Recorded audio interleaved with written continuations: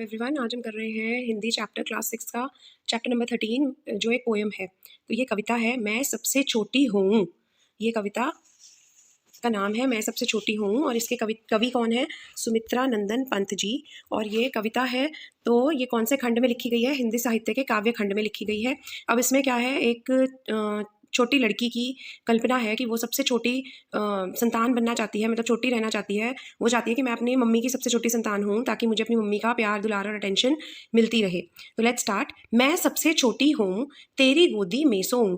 तो ये क्या कह रही है लड़की कि मैं सबसे छोटी आपकी संतान बनना चाहती हूँ, सबसे छोटी बन के रहना चाहती हूँ और हमेशा तुम्हारी गोदी में सोना चाहती हूँ। अपनी मम्मी को कह रही है, क्योंकि मैं जब सबसे छोटी होंगी तो छोटे बच्चों को मम्मी अपनी गोदी में लेके घूमते हैं या गोदी में ही रखते हैं ज़्यादातर, तो वो मम्मी के साथ अटैच रहना चाहती है।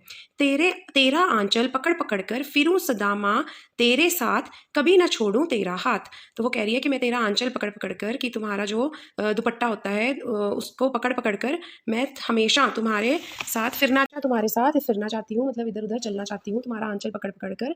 जैसे हम देखते भी हैं छोटे बच्चे जनरली अपनी मम्मी की चुन्नी या अपनी मम्मी की शर्ट पकड़ पकड़ के पीछे पीछे चलते रहते हैं। और मैं कभी भी तुम्हारा हाथ नहीं छोड़ना चाहती। तो लाइक हम देखते हैं कि छोटे बच्चे अपनी मम्मी का हैंड पकड़ के फिर ही चलते हैं। बड़ा बनाकर पहले हमको तू पीछे चलती है मात, हाथ पकड़ फिर सदा हमारे साथ नहीं फिरती दिन रात। तो वो कह रही है कि जब हमारे को मम्मी तुम बड़ा कर देती हो, तो बड़ा बनाकर पहले हमको, तो पहले तुम हमको बड़ा कर देती हो, फिर तू पीछे चलती है मात, कि फिर तुम हमसे पीछे हट जाती हो, हमसे छल खेलती हो, छल करती हो हमसे, तो मतलब सॉर्ट ऑफ धोखा देती हो कि हमको बड़ा कर देती हो और तुम फिर हमसे पीछे हो जाती हो, हमारे साथ साथ नहीं रहती। हाथ पकड़ फिर सदा हमारे साथ नहीं फिरती दिन रात, की जब हम बड़े हो जाते हैं फिर तुम हमेशा, सदा मीन्स हमेशा, हमारा हाथ पकड़कर हमारे साथ साथ दिन रात नहीं चलती हो। नहीं फिरती हो मीन्स नहीं चलती हो।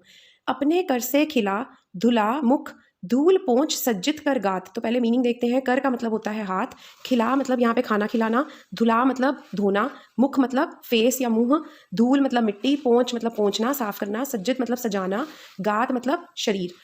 फिर इसका क्या मतलब है? अपने कर से खिला धुला मुख, धूल पोंछ सज्जित कर गात, थमा खिलौने नहीं सुनाती हमें सुखद परियों की बात। कि जब हम बड़े हो जाते हैं तब हमें तुम अपने कर से, अपने हाथों से खाना नहीं खिलाती, तुम अपना हमारा मुंह भी नहीं, मुख भी नहीं, मतलब मुंह भी नहीं धुलाती, हमारी धूल भी नहीं पोंछती हो, जब हमारे ऊपर धूल मिट्टी लग जाती है तब वो भी नहीं पोंछती, और हमारे शरीर को, गात मतलब शरीर, और हमारे शरीर को भी तुम सजाती संवारती नहीं हो। कब? जब हम बड़े हो जाते हैं। थमा खिलौने नहीं सुनाती, और हमारे को खिलौने थमा देती हो ताकि हम खुद ही उससे खेलते रहें, हम अपने में ही, हमारे को अपने में बिजी कर देती हो खिलौने थमा के, और फिर हमें तुम सुनाती नहीं हो परियों की बात। परियों की बात मतलब परियों की कहानियाँ, हमें सुखद मतलब जो सुख देने वाली इंटरेस्टिंग परियों की कहानियाँ भी नहीं सुनाती। तो ये सब क्या है? ये कवि जो है वो एक तरह से कंप्लेन कर रहे हैं कि जब हम बड़े हो जाते हैं तो मम्मी हमारे साथ हमेशा नहीं रहती, वो हमारे साथ छल खेलती हैं और हमारे से पीछे हट जाती हैं, और ना तो हमें अब खुद खाना खिलाती हैं, ना हमारे मुख से धूल पहुँचती हैं, ना हमारा मुंह धुलाती हैं, ना हमारी शरीर को सजाती संवारती हैं, और हमें खिलौने थमा देती हैं और परियों की कहानी भी नहीं सुनाती।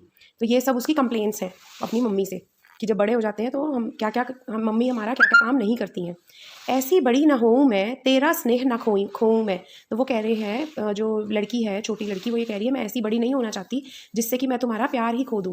तेरे आंचल की छाया में छिपी रहूं निस्प्रय निर्भय, कहूँ दिखा दे चंद्रोदय। तो वो चाहती है कि मैं हमेशा तुम्हारे आंचल की छाया में खोई रहूं और छिपी रहूं। और निष्प्रय का क्या मतलब है यहाँ पे? इच्छा रहित। निर्भय का मतलब है निडर या सुरक्षित। तो वो कह रही है कि मेरी और कोई इच्छा नहीं है, इच्छा रहित होकर मैं हमेशा तुम्हारे आंचल की छाया में छिपना चाहती हूँ, और तुम्हारे आंचल की छाया में मैं अपने आप को सुरक्षित और निडर समझती हूँ, और मैं तुम्हारे आंचल की छाया में हमेशा रहना चाहती हूँ। और मैं तुम्हें कहना चाहती हूँ कि माँ मुझे दिखा दो चंद्रोदय। चंद्रोदय मीन्स चंद्र का उदय होना, मीन्स जैसे रात को कई बार मम्मी पापा हमको खुश करने के लिए दिखाते हैं ना, वो देखो मून आ गया। कई बार छोटे बच्चों को भी खाना वाना खिलाने के लिए मम्मियाँ कहती है कि वो देखो चंदा मामा आ गए, और वो सब स्टार्स और मून्स दिखाते दिखाते फिर खाना खिलाते हैं। तो वही वो कहना चाहती है लड़की कि मैं ऐसे बड़ा नहीं होना चाहती, ताकि मतलब मैं नहीं चाहती कि मैं बड़ी हो जाऊं और मैं तुम्हारा प्यार खो दूं। मैं हमेशा तुम्हारे आंचल की छाया में इच्छा रहित होकर निडर और सुरक्षित महसूस करना चाहती हूँ, और तुम्हें हमेशा कहना चाहती हूँ कि माँ माँ दिखा दो मुझे चंद्रोदय, मतलब मैं तुम्हारा हमेशा दुलार और प्यार पाना चाहती हूँ। So this was the explanation of the poem मैं सबसे छोटी हूँ।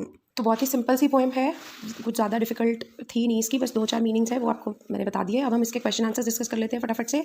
एक चीज़ रह गई थी कि इस कविता की भाषा क्या है, खड़ी बोली, और पाठ का नाम मतलब कविता का नाम क्या है, मैं सबसे छोटी हूँ, और कवि है सुमित्रा नंदन पंत जी।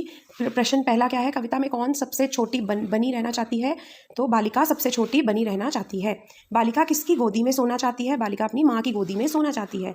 बालिका अपनी माँ का आंचल पकड़कर क्या करना चाहती है, बालिका अपनी माँ का आंचल पकड़कर सदा उसके साथ घूमना चाहती है। तो यहाँ पे ये थोड़ी सी स्पेलिंग मिस्टेक है, घूमना, वेट, ये ध लिखा गया है यहाँ पे, वेयर इज इट, यहाँ पे ये है घूमना, तो ये ध नहीं है, घ बनाना है हमने। नेक्स्ट, कौन किसका हाथ नहीं छोड़ना चाहती, बालिका अपनी माँ का हाथ नहीं छोड़ना चाहती। माँ बालिका को किसकी कहानी सुनाती है, माँ बालिका को परियों की सुख देने वाली कहानियाँ सुनाती है। नेक्स्ट, कविता में छोटे होने की कल्पना क्यों की गई है, कविता में छोटे होने की कल्पना इसलिए की गई है क्योंकि छोटा होने पर बच्चे को माँ का बहुत प्यार मिलता है। बालिका माँ को क्या दिखाने के लिए कहना चाहती है, बालिका माँ को उदय हो रहे चांद को बालिका माँ को उदय हो रहे चांद को दिखाने के लिए कहना चाहती है। फिर कविता के आधार पर बताइए कि बचपन में माँ बच्चे के लिए क्या क्या काम करती हैं। तो बचपन में माँ बच्चे को अपने हाथ से खाना खिलाती है, उसका मुँह धोती है, उसकी धूल पोंछती है, उसे सजाती है, उसे खेलने के लिए खिलौने देती है और परियों की सुख देने वाली कहानी सुनाती है। Now extra question answers from the assignment book. कविता में सबसे छोटे होने की कल्पना क्यों की गई है, तो हमने इसका आंसर पहले भी कर लिया है। कविता में छोटे होने की कल्पना इसलिए की गई है क्योंकि छोटा होने पर बच्चों को माँ का बहुत प्यार मिलता है। बालिका कहाँ सोना चाहती है, बालिका माँ की गोदी में सोना चाहती है। बेटी बड़ी होकर क्या खोने से डरती है, तो बेटी बड़ी होकर अपनी माँ का प्यार या माँ का स्नेह खोने से डरती है। अपने बचपन में बच्चे अपनी माँ के बहुत करीब होते हैं। इस कविता में नज़दीकी की कौन कौन सी स्थितियाँ बताई गई हैं, तो इसमें क्या आंसर है, तो बचपन की कौन कौन सी स्थितियाँ बताई गई हैं कि बचपन में माँ बच्चे को अपने हाथ से खाना खिलाती है, उनका मुँह धोती है, उसका धूल पोंछती है, उसे सजाती हैं और खेलने के लिए खिलौने देती हैं और परियों की कहानी, सुख देने वाली परियों की कहानी भी सुनाती हैं। फिर क्या है नेक्स्ट क्वेश्चन हमारा कि बेटी किस प्रकार माँ के साथ घूमना चाहती है, तो बेटी अपनी माँ का आंचल पकड़कर सदा उसके साथ घूमना चाहती है। माँ बचपन में किसकी कहानियाँ सुनाती है, माँ बचपन में परियों की सुख देने वाली कहानियाँ सुनाती है। कभी न छोड़ूं तेरा हाथ पंक्ति में तेरा शब्द किसके लिए प्रयोग किया गया है, माँ के लिए। वाक्य बनाकर निम्नलिखित युग्मों में अंतर स्पष्ट कीजिए। स्नेह प्यार, माँ अपने बच्चों से स्नेह करती है, मुझे अपने देश से प्यार है या प्रेम है। धूल और राख, मेज़ पर धूल पड़ी है, किताब जलकर राख हो गई। मतलब वो कह रहे हैं कि आपने ये अलग अलग मतलब वर्ड्स हैं जिनका ऑलमोस्ट मिलता जुलता मीनिंग है, बट आपने सेंटेंसेस अलग बनाकर इनका डिफरेंट मीनिंग शो करना है। तो नेक्स्ट आ गया शांति, मंदिर में जाकर मुझे शांति मिलती है, और सन्नाटा, रात को सड़क पर बहुत सन्नाटा था। दिन, और दूसरा है दीन, तो मैं दिन निकलने पर खेलने जाता हूँ, तो यहाँ आएगा मैं। और दीन, हमें दीन लोगों की सहायता करनी चाहिए, दीन होते हैं पुअर, तो हमें दीन लोगों की सहायता करनी चाहिए। अब नेक्स्ट है हमारे पास फोर्थ, यहाँ पे लिखा था ना, अपने बचपन में बच्चे अपनी माँ के बहुत करीब होते हैं। इस कविता में नज़दीकी की कौन कौन सी स्थितियाँ बताई गई हैं, तो ये थोड़ा डिटेल में यहाँ पे भी लिखा है। बचपन में बच्चे अपनी माँ के बहुत करीब होते हैं, माँ बच्चे को अपनी गोदी में सुलाती है, बच्चे भी माँ का आंचल पकड़कर सदा उसके साथ घूमते हैं। बचपन में माँ बच्चे को अपने हाथ से खाना खिलाती है, उसका मुख धोती है, उसकी धूल पोंछती है, उसे सजाती है, खेलने के लिए खिलौने देती है और परियों की सुख देने वाली कहानियाँ सुनाती हैं। तो हमारा चैप्टर इसके साथ ये वाला कंप्लीट है। आई होप ईजी चैप्टर है, आपको ईजी लगा होगा और समझ में भी अच्छी तरह आ गया होगा। All the very best and do subscribe our channel and share it with your friends.